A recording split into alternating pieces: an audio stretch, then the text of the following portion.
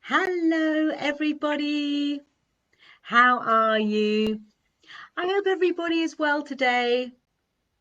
It's 9 o'clock. It's Wednesday, and that means it's time for Why Music Wednesday. And Why Music Wednesday is the time every week when I pop on to the Boogie Mites Music Club and take some of the music that we've been using in the club this week and talk a little bit about how that music can relate to our children's development. It's a very, very quick session, normally around 10 minutes. And today I'm going to be talking about vocalization. So the sounds that our children make when they are speaking or when they are learning to speak. You may have come across a song, one of my favorite songs, actually, one of my favorite Boogie Mite songs, and it's called Funky in the Barn. So Funky in the Barn involves a lot of movement. So we've got a lot of movement, a lot of coordination, a lot of clapping, a lot of partner work, but we also have some vocalization in Funky in the Barn because it's a song all about the farm animals. And so, of course, we have to take that opportunity to make some animal sounds. So we've got the cow that says moo, and the pig that says oink oink, and the sheep that say ba. So it's very like Old MacDonald Had a Farm, when you can go through all the animals and really encourage children to make all of those animal sounds. And of course, we know that children love animals and they love role playing animals. They love pretending to be animals and they love making all those animal sounds. So it's something that we can really repeat again and again and again, which is always great when there's some learning value there. So, why is it, good for vocalization to be using these animal sounds? Well, if we think about the English language, we've got some sounds like ah, oo, e, all of those vowel sounds that we use in the English language. And we can practice those vowel sounds with our animal sounds. So we've got our moo for the cow. We've got e e e e ooh, ooh, ooh, ooh, e e e e ooh, ooh, ooh, for a monkey. We've got the ba for a sheep. So all of those animal sounds, woof, woof, meow, all of those animal sounds that children love making are actually a fantastic way to really help children develop the muscles that they need to make the sounds that will then go on, they'll use in their language. So it's something that's particularly useful for children between sort of 8 months and 20 months. So children who are moving out of the baby kind of babbling stage, but who haven't quite got to the stage of speaking in sentences, for example, they're just beginning to learn to say a few words and so they're just on the beginning of their language journey. So for those children, it's really, really useful to use those animal sounds to help them develop those sounds that they can then hear around them in speech that they can hear around them and then start using in their words.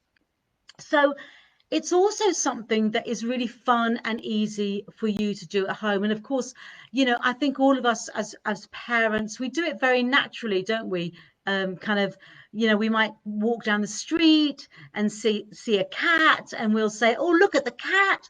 What does a cat say? Meow. Or look at the dog. What does the dog say? Woof, woof. Look at the bird. What does the bird say? Tweet, tweet. So all the time we're repeating those sounds, repeating those vowel sounds and helping our child to develop the muscles and the lip shape and the mouth shape that they need for their vocabulary. So how can you actually do this in a more deliberate way? Well, Obviously, if you have any songs that you know that involve making animal sounds, then sing them all the time. Children love singing those songs, and it's just something so easy for children to latch onto, the simple sounds that the animal makes. So even when a child is pre-speech, as I said, in that 18 to 20 month gap, they're not really maybe beginning to form lots of words, but they can hear all those simple vowel sounds that the animals are making. And because children love animals, it's something they want to repeat. They'll really get into it. They'll get into the drama of it. So sing all those animal songs. Old MacDonald had a farm. The Boogie song In the Jungles of Brazil is another really, really good example that has lots of animal sounds in it. Funky in the Barn has lots of animal sounds too. And I'm sure you know lots of songs that also have animal sounds in them. So, just practice singing them as much as you can. Another thing that you can do is, if you're reading a story that has some animals in it, then try bringing in some animal sounds to that story. So when you come across the chicken, you can say, what does the chicken say? What noise does a chicken make? So every time you come across an animal in your storybook, see if you can just stop for a moment and be the animal and make the sounds and that the animal makes, and give your child that other opportunity to develop those sounds that they're going to use in their speech. And of course, it doesn't just have to be animal sounds. So transport sounds are also really, really good for this. So the of driving a car, vroom, vroom, vroom, meow of an aeroplane, all of those transport sounds that children just, again, love making. They're just a fantastic way for children to practice in a fun way where they don't know they're learning, but they are. They're learning how to make the sounds that they need to be able to speak and enunciate clearly.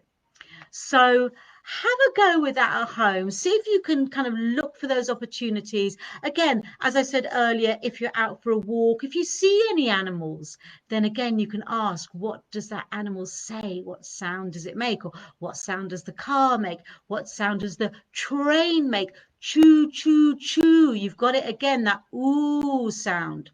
So I think if you now that you kind of have this in your mind, you'll really notice, I think, when you're going around your day with your child, or if you're reading books, you'll notice when you're making those sounds how they will actually feed into language. And perhaps when you hear your child play, if your child is in that pre-speech stage of the sort of 8 to 20 months, just listen to them when they're playing, listen to the sounds that they make. Because again, often children in their play, again, are practicing those vowel sounds and those consonant sounds that they actually will need and are taking on in order for them to speak whole words and then whole sentences. So that's just a short little idea of how our song Funky in the Barn actually can feed in to your child's vocalization. But as I said right at the beginning, Funky in the Barn, it is literally one of my very, very favorite Boogie songs. So I hope this has been useful for you. And if you've got a child in those pre-speech stages, do try using that idea of animal sounds or transport sounds.